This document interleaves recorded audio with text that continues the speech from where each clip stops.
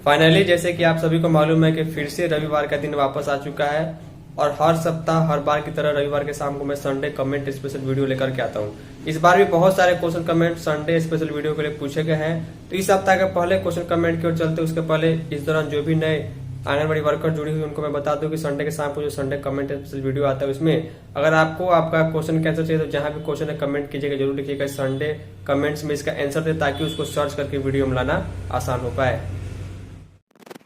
तो ध्यान दीजिएगा, इस सप्ताह का पहला क्वेश्चन कमेंट टिंकू कुमार नाम से आया हुआ है। यहाँ पर ऊपर में आप लोग देख पा रहे हैं, बहुत ही अच्छा प्रश्न जो है इन्होंने पूछा हुआ है, तो बहुत ही ध्यान से देखिएगा। अपनी समस्याओं को काफ़ी दुख के साथ इन्होंने जो है पूछा हुआ है। देखिए यहाँ पर लिखा गया है कि मकान भाड़ा, गोद भराई, अन्नप्राशन अभी तक राशि नहीं मिला है। मैंने पहले भी आप लोगों को बताया कि मकान भाड़ा, गोद भराई और अन्नप्राशन का जो पैसा है वो आपके ICDS परियोजना ऑफिस में आवंटन मिलने के बाद हर एक सेविका को ऑफिस के द्वारा क्लियर किया जाता है। तो इसमें आपको 6 महीने से लेकर के जो है वो 1 वर्ष तक का समय भी लग जाता है इसको क्लियर होने में। तो इसके लिए आपको परेशान नहीं होना है, विभाग वो ऑटोमेटिक आपके यहाँ भेज देगा। लेकिन सबसे बड़ी समस्या ये है कि इन्होंने लिखा है कि और विभाग से मोबाइल भी नहीं मिला है। शायद आपके कमेंट से मुझे यह प्रतीत हो रहा है कि आपकी नई बहाली हुई, आपको मोबाइल तक नहीं मिला है, जबकि सारा काम ऑनलाइन करना होता है।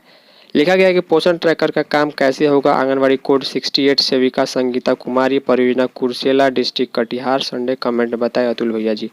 देखिए इन दोनों का तीनों का तो जवाब मैंने दे दिया, लेकिन मोबाइल नहीं मिला है तो ये विभाग की बहुत बड़ी नाकामी है। विभाग की जो भी मीटिंग होती है पटना में या फिर जिला स्तर पर समीक्षात्मक बैठक होती है, अधिकारी पदाधिकारी CDPLS को इस बात की चर्चा करनी चाहिए कि कई सेविकाओं को मोबाइल मिला ही नहीं है और मैक्सिमम सेविकाओं का मोबाइल ख़राब हो गया है।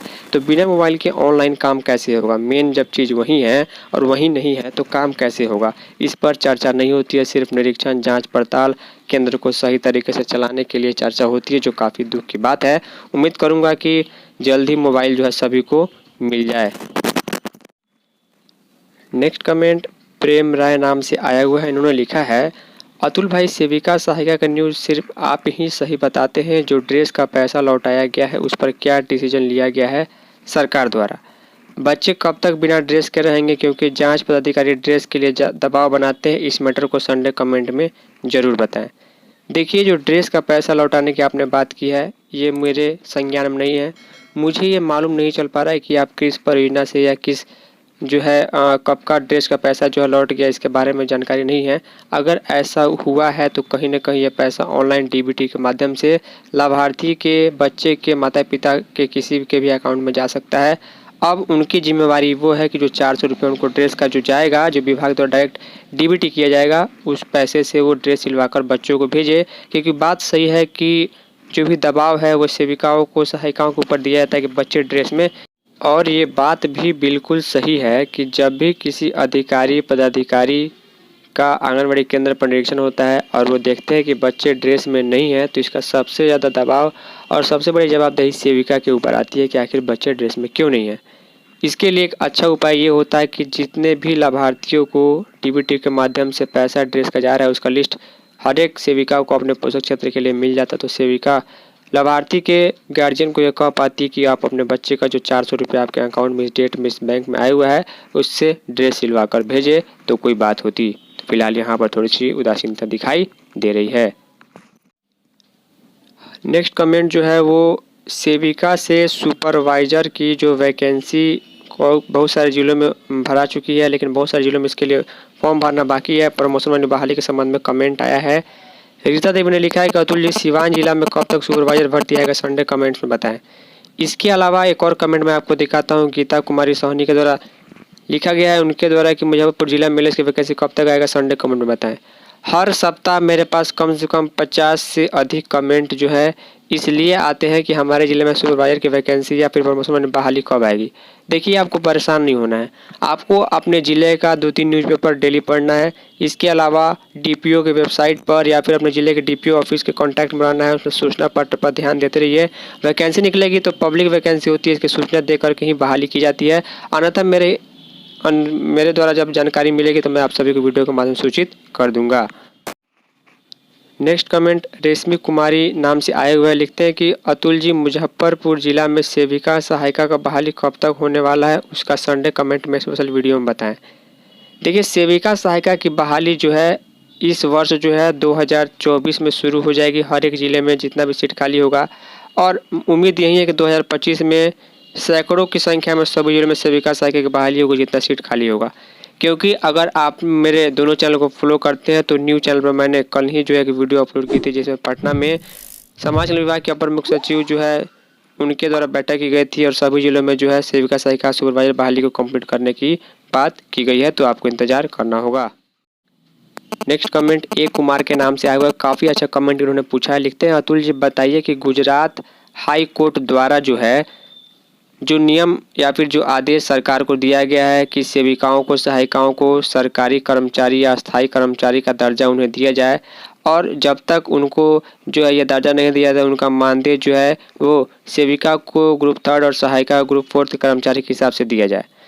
तो ये जो बात है, ये जो फैसला है बिहार में लागू होगा कि नहीं होगा, इस बात को हमको अवगत कराएं जाए, संडे कमेंट में बताएं। देखिए, अगर आपने गुजरात हाई कोर्ट वाला वीडियो जो आज लगभग 15 दिन पहले मैंने अपलोड की थी, अगर ध्यान से देखा होगा तो आपके मन में कोई कन्फ्यूजन नहीं रहा होगा। उसमें मैंने बताया था कि कोर्ट ने सरकार को 6 महीने का समय दिया हुआ है। 6 महीने के अंदर जो एक नियमावली बनानी होगी राज्य सरकार और केंद्र सरकार दोनों को। अगर केंद्र सरकार इस पर विचार कर लेती है, बात मान लेती है, तो पूरे भारत की सेविकाओं को सहायिकाओं को इसका फ़ायदा होगा। तो कम से कम 6 महीने का समय उनको दिया गया है नियमावली बनाने के लिए। या फिर उनके पास एक ऑप्शन ये है कि वो अपने जो वकील होते हैं, सरकारी वकील, महाधिवक्ता वगैरह या महान्यायवादी, तो उनको लेकर के जो है वो सुप्रीम कोर्ट जा सकते हैं। तो ये मामला लंबा खींचेगा और लड़ाई लंबी होगी। आपको मालूम है सरकार से लड़ाई जो है आसान नहीं होती है, तो ये सरकार से लड़ाई है। सरकार का क्या फैसला हुआ आने वाले दिनों में मालूम चलेगा। बहरहाल अभी इस पर कोई भी फैसला या फिर कोई भी नियम लागू होते हुए फिलहाल दिखाई नहीं दे रहा है। इस सप्ताह का सबसे लास्ट कमेंट अवधेश कुमार नाम से आए हुए। इन्होंने लिखा है कि PMMBY ऑनलाइन करने का पैसा सेविकाओं को कब मिलेगा, संडे कमेंट में बताइएगा। देखिए, PMMBY का जो है फॉर्म भरने का जो पैसा है, एक सेविका को 250 रुपये जो है वो मिलता है। लेकिन कब मिलता है? जब आपने फॉर्म को जो है भर दिया हुआ है, फॉर्म वेरीफाई हो गया, वेरीफाई होने के बाद जब लाभार्थी को पेमेंट चला जाएगा, उसके बाद आपको प्रोत्साहन राशि आपके अकाउंट में दिया जाएगा। यानी ऐसा नहीं है कि आज से 2-3 साल पहले में आपने जो है 50 से अधिक फॉर्म भर दिया हुआ है लेकिन पैसा जो है किसी का नहीं गया है, तो आपका भी प्रोत्साहन राशि नहीं आएगा। लेकिन अभी जो देखा जा रहा है कि पिछले 2 महीनों में PMMBY का पैसा जो है पुराना जो फॉर्म भराएगा तो उसका जा रहा है। तो जितना ही फॉर्म आपने भरा था उसका पैसा अगर उनके लाभार्थी के अकाउंट में चला गया तो 250 रुपये प्रति फॉर्म के हिसाब से आपको अलग से प्रोत्साहन राशि भी मिल जाएगी।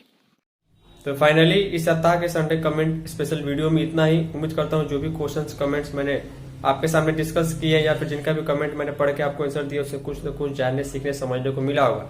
इसके अलावा बहुत सारे क्वेश्चन कमेंट भी आते हैं लेकिन सभी को कवर कर पाना पॉसिबल नहीं, वीडियो लंबी हो जाएगी।